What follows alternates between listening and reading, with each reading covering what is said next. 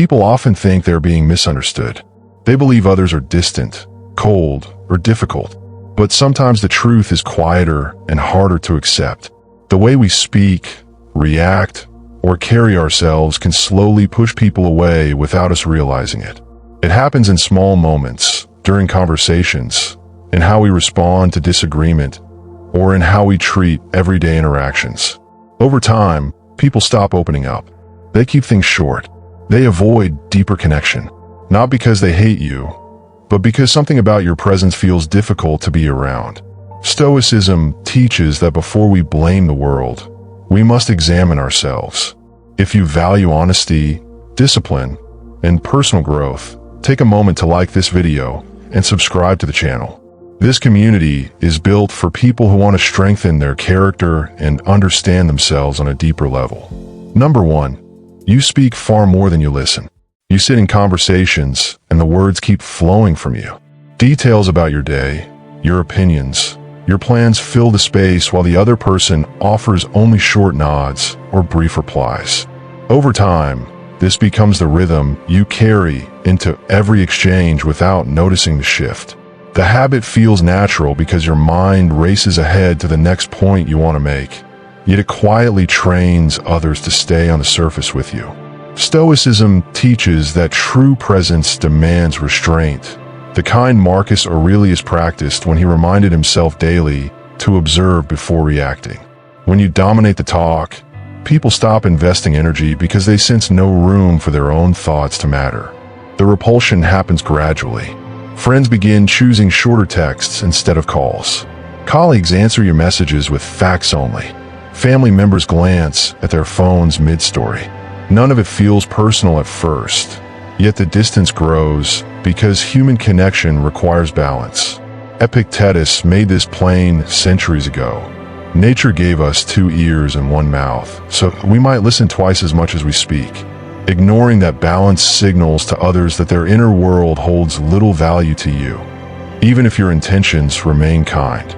The result is polite withdrawal rather than outright rejection. The exact pattern that leaves many wondering why their circle feels smaller year after year.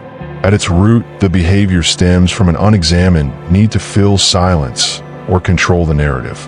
Modern life rewards quick thinkers and loud voices, so the urge to prove your relevance becomes automatic. Stoicism counters this by placing the focus back on what you control, your attention and your restraint. When you choose to pause and let the other person finish, you hand them the dignity of being heard. That single choice alters the energy in the room because it shows respect without words. People feel safe opening up once they experience that space, and the relationships that once drifted begin to stabilize again. Applying the principle takes steady practice. Start by counting to 3 in your mind before replying in any conversation. Use that pause to notice what the other person just said instead of planning your next line. Over weeks, the habit rewires how others experience you. They lean in more. They share deeper details. The quiet realization arrives that your presence now invites connection rather than crowds it out. This is not about becoming passive. It is about becoming steady, the Stoic ideal of strength shown through calm control rather than volume. The deeper payoff reveals itself in how you feel afterward. The old restlessness that pushed you to talk nonstop fades because you discover satisfaction in simply witnessing another life unfold. Relationships gain weight and durability. Trust forms where before there was only surface exchange. Stoicism holds that virtue practiced consistently becomes character, and this character draws people naturally because it offers something rare in busy times: genuine space to exist beside you. Keep returning to this sign whenever you catch yourself steering a talk back to your own experiences. Each correction strengthens the muscle of restraint. The people around you will not announce the change in words, yet you will feel it in longer conversations, warmer tones, and invitations that arrive without prompting. That quiet shift proves the Stoic path works when followed with patience and honesty. Number 2, your words carry hidden negativity. Small comments slip out in everyday talk. The weather is never quite right. Work is always draining. Plans carry risks you feel compelled to mention. These observations seem harmless to you, yet they leave a faint cloud over every exchange. Others absorb the tone without naming it and slowly reduce how much they share. The pattern stays invisible because you frame it as realism, not complaint, but the emotional weight accumulates all the same. Stoicism demands we examine the judgments we attach to ordinary events because those judgments shape the atmosphere we bring into every room. People pull away because constant low-level negativity drains their energy.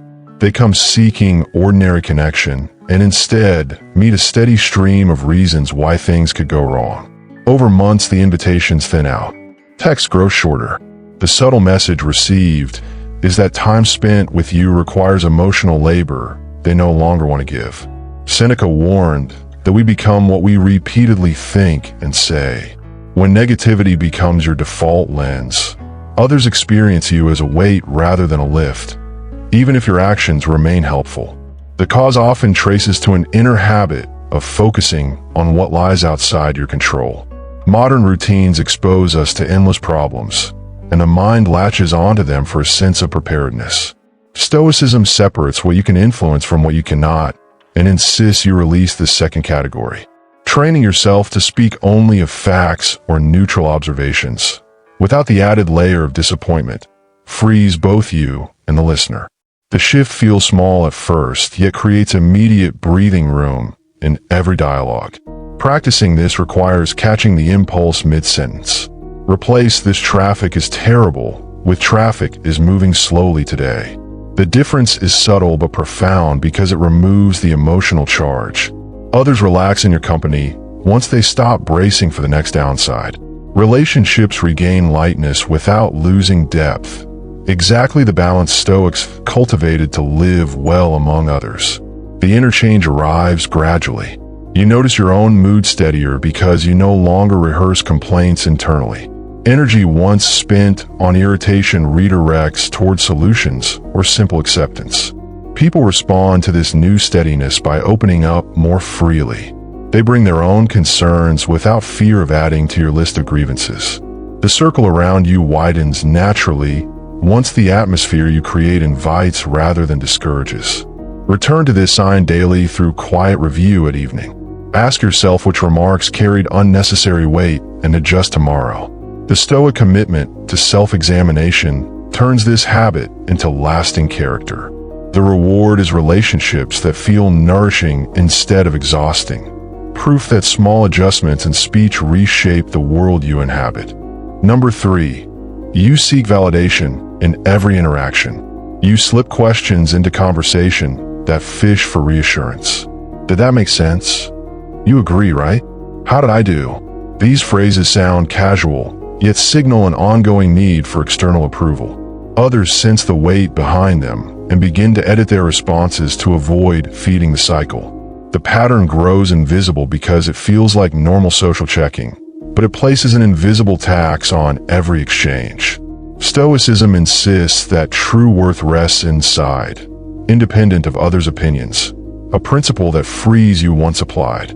The repulsion builds because people tire of carrying your confidence for you. They pull back to protect their own emotional resources, offering polite but shallow replies that keep distance safe. Over time, friendships cool, and professional ties stay transactional. The quiet message is that time with you requires propping up someone else's self-view, a role most eventually decline. Epictetus taught that peace comes when we stop handing our inner state to external hands. The habit often roots in early patterns where approval felt like safety. Modern life amplifies it through constant comparison and feedback loops. Stoicism counters by directing attention inward to your own reasoned choices. When you stop seeking signs of approval, you release others from an unintended burden. The interaction becomes equal, and equality is what allows genuine connection to form. Start the change by noticing each validation-seeking phrase before it leaves your mouth.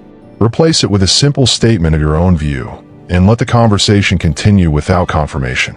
The discomfort fades after repeated practice, replaced by a steady self-reliance that others respect without effort. Relationships shift from effortful to effortless because the pressure to perform disappears. A deeper freedom appears in how you carry yourself. Decisions feel lighter once your worth no longer depends on nods or smiles. You speak with calm clarity instead of tentative hope.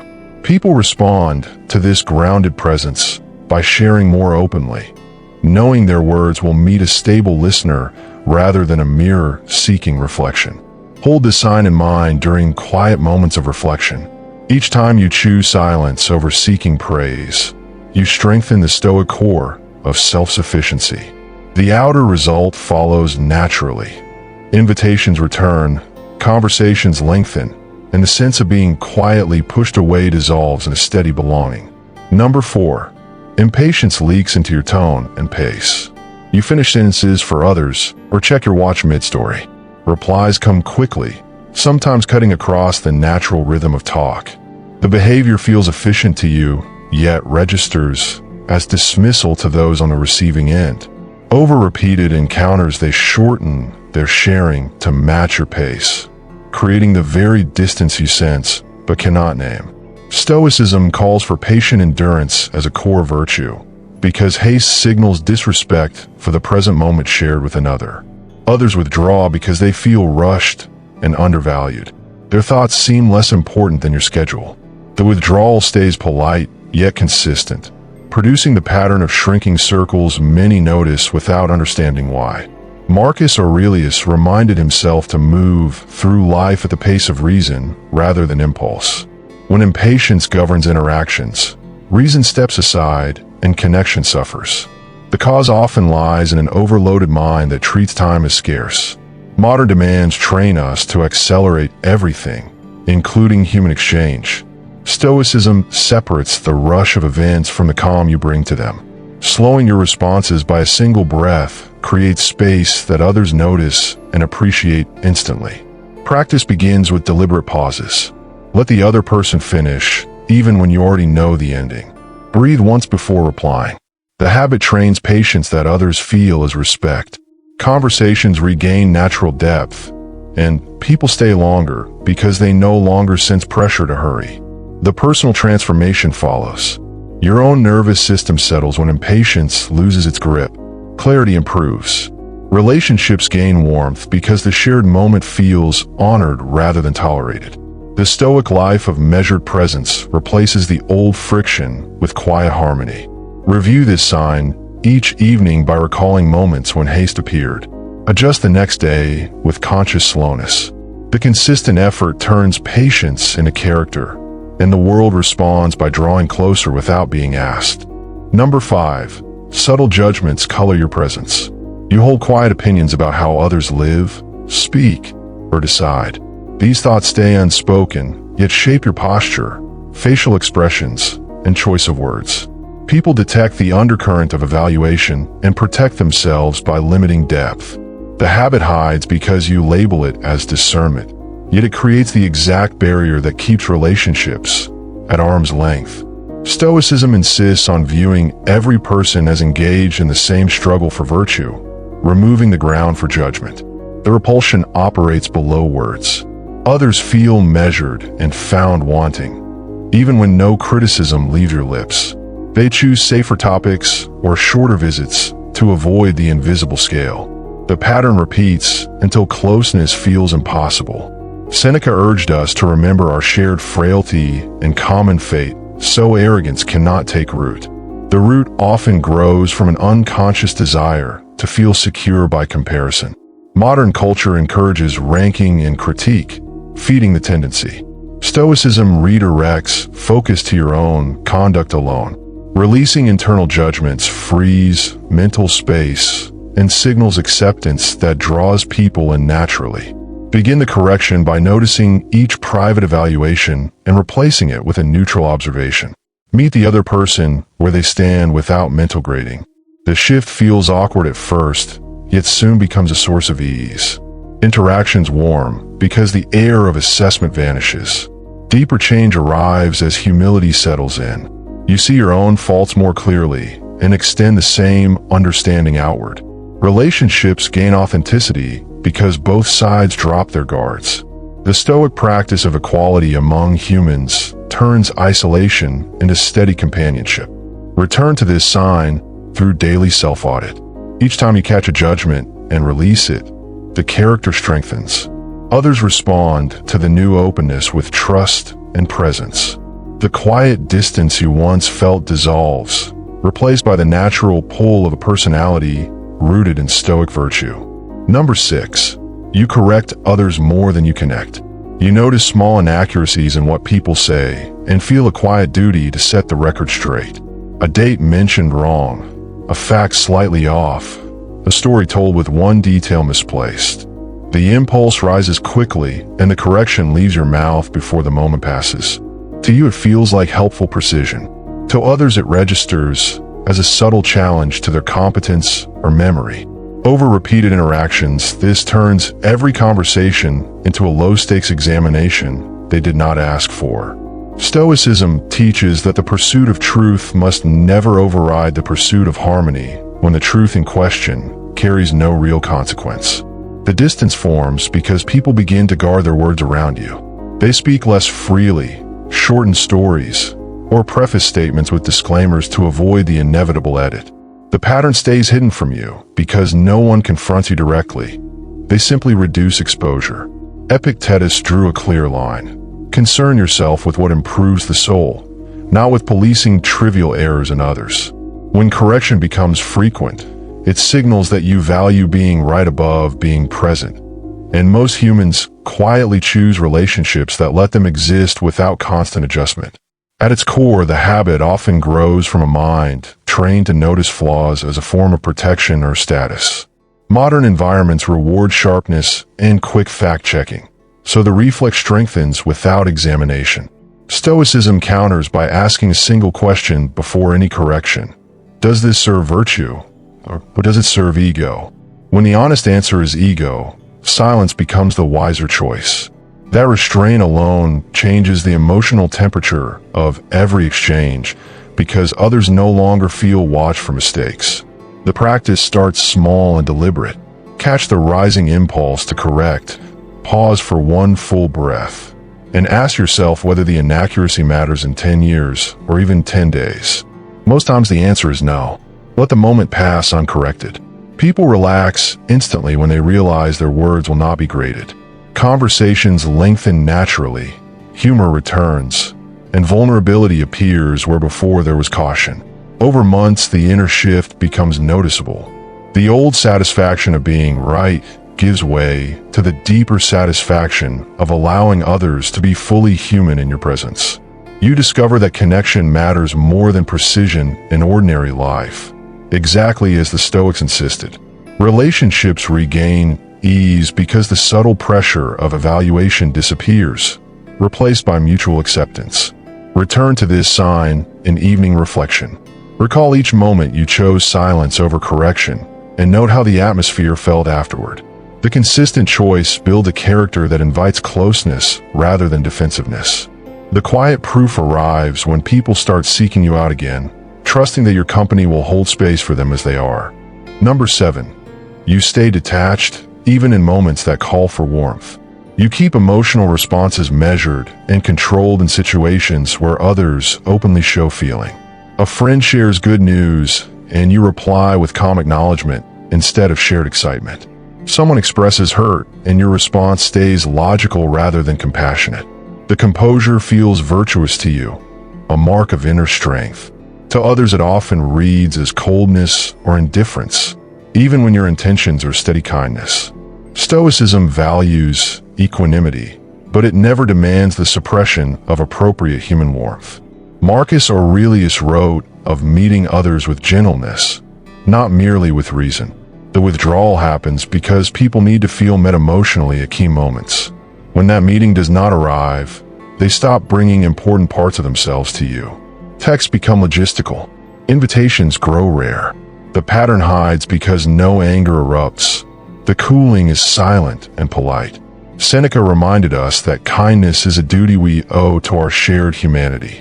When detachment becomes the default, even in moments of joy or pain, others sense they are not fully seen, and they protect themselves by limiting depth. The root frequently lies in an overcorrection from past emotional turbulence. Modern life praises cool-headedness in every context, so the habit solidifies. Stoicism actually teaches balance. Reason guides emotion, it does not erase it, learning to match the moment with proportionate warmth. Genuine congratulations, quiet empathy, without losing self-mastery, transforms how others experience your presence. Begin the adjustment by noticing when someone shares feeling and your first instinct is restraint. Consciously add one small layer of shared effect. A sincere "that's really good to hear," or "that must have been hard." The words feel awkward at first, yet they signal that you are willing to meet them where they stand. People respond immediately with more openness because the barrier of emotional distance lowers. The deeper reward surfaces in your own experience. Allowing warmth does not weaken control, it enriches it. You feel more connected to life as it unfolds around you. Relationships gain texture. Laughter comes easier. Support flows both ways. The Stoic ideal of living according to nature includes recognizing that humans are social creatures who thrive on reciprocal feeling. Examine this sign nightly. Ask which moments called for warmth that you met with detachment alone. Resolve to offer the missing piece next time. The practice turns emotional restraint into emotional intelligence, and the outer world answers with renewed closeness and trust. Number 8. You turn every exchange into advice or solutions. Someone describes a difficulty, and your mind immediately moves to fixes. Before they finish speaking, you offer steps, resources, or perspectives meant to help. The impulse feels generous because you want them to overcome the problem. To the listener, it often feels like their experience is being bypassed in favor of your solution. They want to be heard, not repaired. Stoicism places listening and understanding before action, as Epictetus taught that we must first see clearly before we attempt to change anything. The repulsion builds quietly. People start sharing less because they anticipate the automatic pivot to advice. They edit struggles into small complaints or stop mentioning them entirely. The pattern stays invisible to you since no one rejects your help outright. They simply stop seeking it. Over time, the relationship flattens into surface-level exchange because deeper matters no longer feel safe. The habit usually stems from a sincere desire to be useful combined with discomfort around unresolved emotion. Modern culture equates value with problem-solving, so the reflex strengthens. Stoicism separates what is ours to fix from what belongs to the other person. Offering presence first, simple acknowledgement, reflection of what was said, honors their autonomy and builds trust before any suggestion is made. Practice the shift by forcing a delay. When the solving urge rises, remain silent until you can repeat back in your own words what the person just expressed. Only after that do you ask whether they want ideas or simply space to think aloud.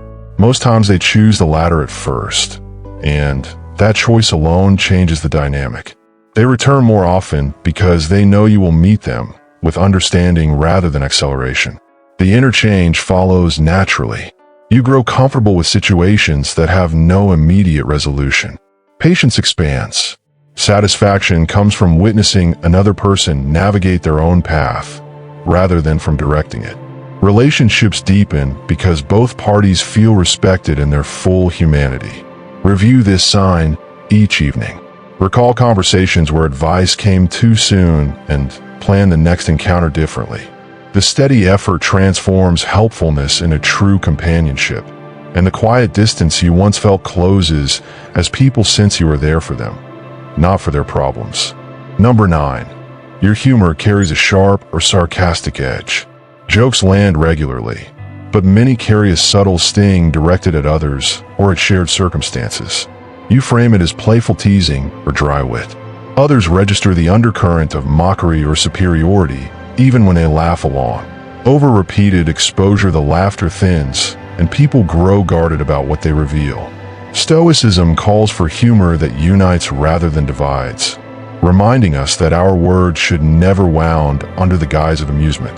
The pullback occurs because constant sharp humor creates low-level vigilance. People self-censor to avoid becoming the next target. Conversations stay light and safe, never venturing into real territory. The pattern conceals itself since outright offense is rare. The damage is cumulative and subtle. Seneca observed that mockery often masks insecurity or resentment. When humor consistently bites, others sense the edge and limit their exposure to it. The tendency often roots in a defense mechanism or in environments where quick, cutting remarks earned approval. Modern online culture rewards sarcasm, so the habit carries over into real life. Stoicism demands we examine the intention behind every jest. Replacing sharpness with gentle or self-directed humor shifts the atmosphere instantly because it removes the perceived threat. Start the change by catching sarcastic remarks before they leave your mouth. Redirect to observational humor or playful comments aimed at yourself or the situation. The adjustment feels less clever at first, yet it opens doors. People laugh more freely and share more openly once they stop bracing for the next jab. The personal transformation appears in lighter interactions and a quieter mind. The need to assert cleverness fades as genuine connection takes its place. Relationships regain spontaneity because trust returns. The Stoic practice of kindness in speech turns humor into a bridge rather than a barrier. Reflect on this sign daily. Note moments when wit carried an edge and choose differently tomorrow. The consistent redirection builds a character that draws people in through warmth and playfulness rather than keeping them at bay with sharpness. Number 10. You over-apologize or over-explain yourself. You preface statements with apologies or follow them with long justifications, even when none are needed. Sorry, this might be stupid, but, or, I know this sounds weird. Just let me explain. The habit feels polite or humble to you. To others, it signals chronic insecurity that subtly asks them to reassure or accommodate you. Over time, they tire of carrying that role and reduce engagement. Stoicism teaches self-respect as a foundation of virtue. Constant self-diminishment undermines both your dignity and the equality of the exchange. The distance grows because people sense they must manage your self-view in every conversation. They offer automatic "no, it's fine" replies until the pattern exhausts them. Invitations decrease, replies shorten, all without confrontation.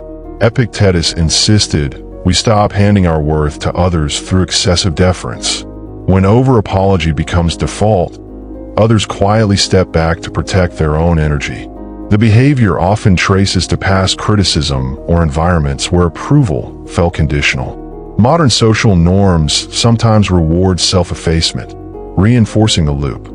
Stoicism counters by anchoring worth in reasoned choice, not external validation. Speaking plainly, without preemptive apology or justification, restores balance and signals quiet confidence that others respect. Begin correction by noticing each unnecessary sorry or explanatory clause. Replace it with direct expression of your thought. The first attempts feel exposed, yet the discomfort fades quickly. People respond to the new clarity with more equal footing. Conversations flow without the extra labor of reassurance. The deeper shift arrives as self-trust grows. You stand in your own views without bracing for rejection. Relationships strengthen because both sides meet as equals rather than as manager and managed. The Stoic life of inner sovereignty replaces the old anxiety with calm presence. Examine this sign in quiet review each day. Catch the moments of over-explanation and resolve to speak once, plainly, next time. The practice reshapes how the world experiences you, from tentative to steady, and the natural result is deeper, less guarded connection.